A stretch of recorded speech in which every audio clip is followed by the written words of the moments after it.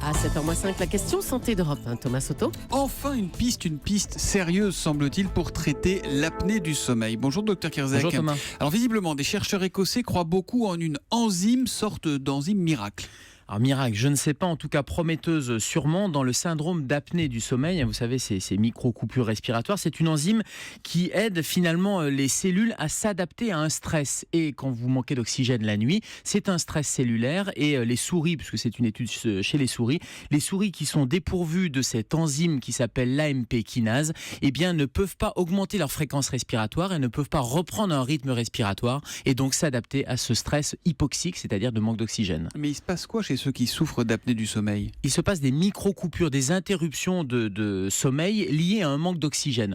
Le vrai nom scientifique, c'est le syndrome d'apnée obstructive du sommeil. Et le mot obstruction est important parce que l'obstruction des voies aériennes respiratoires fait que vous allez arrêter de respirer pendant 10, 20, 30 secondes. Alors heureusement, vous allez reprendre, oui, ça peut être des pauses relativement longues, vous allez reprendre une respiration, mais c'est une micro-interruption. Vous ne vous en rendez pas compte, ou en tout cas consciemment, vous n'avez pas l'impression. Du sommeil sans le savoir? Et vous faites très souvent de l'apnée du sommeil sans le savoir, c'est-à-dire vous ne vous rendez pas compte de ces réveils, mais ces micro-réveils vont entraîner une mauvaise qualité du sommeil. Et heureusement, c'est un réflexe de survie. Le manque d'oxygène entraîne ces interruptions de sommeil. Ça concerne du monde, l'apnée du sommeil? Oui, ça concerne du monde, ça concerne 6 à 10% de la population adulte. Encore une fois, sans s'en rendre compte dans la majorité des cas. Le premier symptôme, c'est le ronflement. C'est votre conjoint, votre conjointe qui va être le ronflement, gêné. C'est un symptôme de l'apnée du sommeil? Oui, c'est un symptôme de l'obstruction des voies aériennes. Et si vous êtes obstrué, vous avez un bruit qui va être émis par les voies aériennes, et c'est ce qu'on appelle le ronflement. Donc c'est souvent le conjoint ou la conjointe qui dort à côté de vous, Thomas, qui va vous dire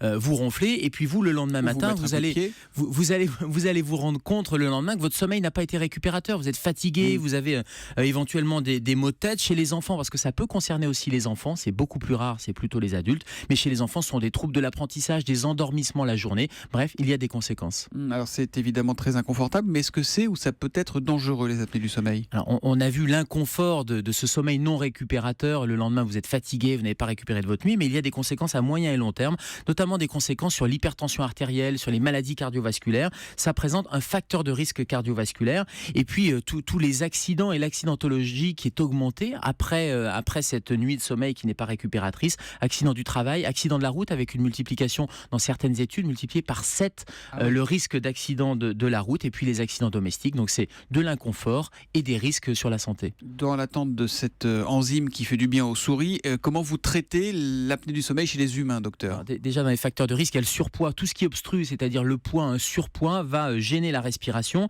Et puis des choses, des toxiques comme l'alcool. Et puis hier, on parlait des somnifères. Les somnifères, les sédatifs vont alourdir le sommeil. Donc il faut déjà lutter contre ces facteurs de risque. Et puis il existe des prothèses, des orthèses qui vont avancer un peu la mâchoire et libérer les voies aériennes. Et il existe aussi des appareils de ventilation en pression positive. On vous met un appareil pour vous aider à respirer. Comme un masque à oxygène? Comme un masque à oxygène qui va pousser de l'oxygène et qui va vous aider à ouvrir les voies respiratoires. Ça, c'est aujourd'hui. Et puis peut-être demain, ce nouveau médicament avec cette AMP kinase. L'AMP kinase. Le docteur Kirzek est avec nous tous les matins pour nous aider à comprendre et à vulgariser les progrès scientifiques. Il répond aussi à vos questions via le hashtag un matin, et surtout il revient demain à 7h-5. À demain, Gérald. À demain, Thomas.